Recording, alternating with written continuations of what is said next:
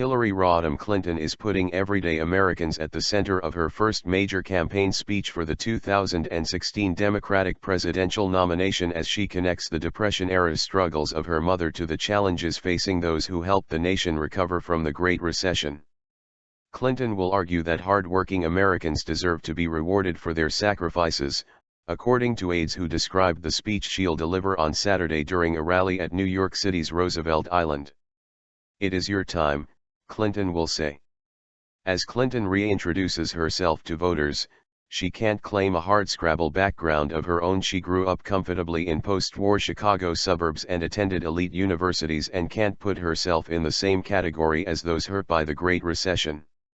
She and her husband, former President Bill Clinton, have earned millions of dollars over the years, raising even more for their foundation, and live in a 5-bedroom home in Westchester County, New York. Instead, Clinton's speech aims to present the decision facing voters as more than just an assessment of her career as a former First Lady, U.S. Senator from New York and Secretary of State. Her campaign wants to cast the race as a choice about the economic future of the middle class. Among her campaign aides, Clinton refers to the election as a job interview and the question before voters as a hiring decision. The speech, Palmieri said, will showcase Clinton's differences with a large, and what she will describe as a monolithic, Republican presidential field. "We think the question is, can I count on you to be that person who is going to fight for me," said Jennifer Palmieri, the Clinton campaign's communications director. Her remarks also represent an effort by her campaign to cast off the shadow of scandal that has dogged her over the past several months. Clinton has seen her personal approval ratings drop amid questions about her wealth, use of a private email account and server as Secretary of State, and the financial dealings of her family charity. Hillary Clinton's latest campaign reset won't change a thing, said Republican National Committee Chairman Reince Priebus. She still refuses to answer the serious questions surrounding her finances, her family foundation, and her secret email server. The RNC is airing an ad in Washington and New York City that criticizes Clinton's campaign rollout. Change in course.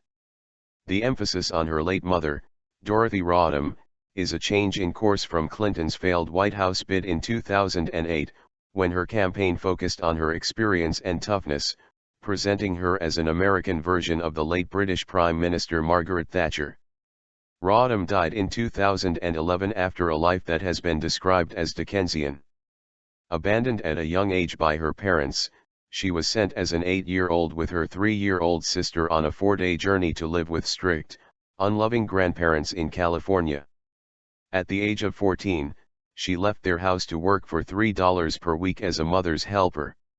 She eventually arrived in Chicago, where she married Hugh Rodham, a traveling salesman, and raised Clinton and her 2 brothers.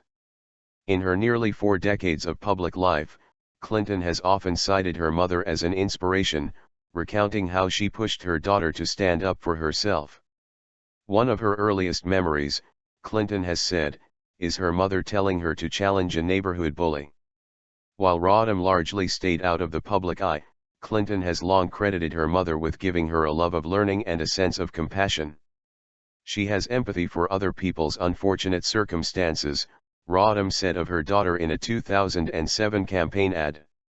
"I've always admired that because that isn't always true of people." Clinton will be joined by her husband and their daughter, Chelsea, at Saturday's rally, marking the first time the family has been seen together in public since Clinton announced in April her intention to again run for the White House.